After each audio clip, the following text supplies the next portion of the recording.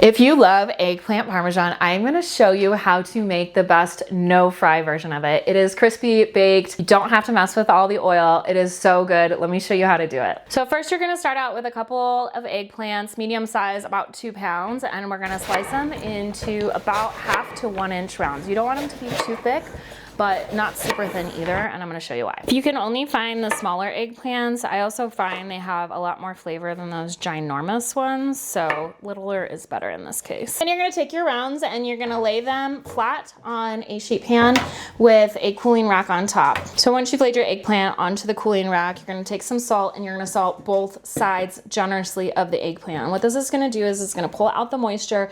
It pulls out some of the bitterness that eggplant sometimes has too.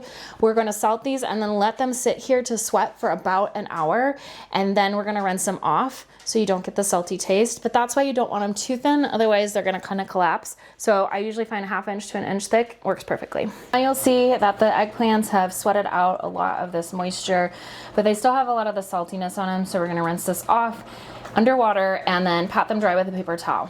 Now that we have our eggplants sweated, they've been rinsed, they've been dried, we are ready to bread. So in this first bowl, we are doing eggs and a little bit of water. So we have some panko breadcrumbs that we're gonna add in here, Italian seasoning, garlic powder, and salt and pepper. All right, now we're ready to bread. Now we have our breading station here with our eggs and our breadcrumbs. You're just gonna dip each slice of eggplant into the egg mixture. Get rid of all the excess moisture on here, otherwise it's gonna make the breading too thick. And then you're just gonna press them into the breadcrumbs on each side. You can do it a couple times, make sure it's extra crispy. And then place them on a sheet pan lined with parchment paper. It really helps too if you kind of press the breadcrumbs into the eggplant so they stick really well. All right, so now we have all of our eggplant slices breaded. We are going to pop these in the oven for about 25-30 minutes, get them nice and crispy and brown. Before I put them in there, I'm gonna drizzle them with a little bit of olive oil, make sure they get browned. If you have an olive oil sprayer, works even better. Get these crispy and then we're gonna layer them up. All right, you're gonna grab a 9 by 13 inch baking dish. I like to use my deep-sided one to make sure nothing bubbles over the top, but as long as it can go in the oven and accommodates everything, you should be good to go. And I like to just put a little olive oil in it to make sure that nothing sticks. So once you have your pan and you grease it up a little bit, you're gonna put a little bit of sauce, about a 1/2 cup, and this is just to also help to make sure things don't stick to the bottom of the pan. Just spread around a thin layer. Then we're gonna take 1/2 of the breaded eggplant slices and we're gonna layer them on top of the sauce. Squish them all in there like friends. That doesn't have to be perfect. Okay, so once you have the eggplant in the dish, then we are gonna use 1/2 of the sauce and put that on top. Next, the cheese, mozzarella and the Parmesan, 1/2 of each. All right, now we're gonna layer on the rest of the eggplant, rest of the sauce, and rest of the cheese.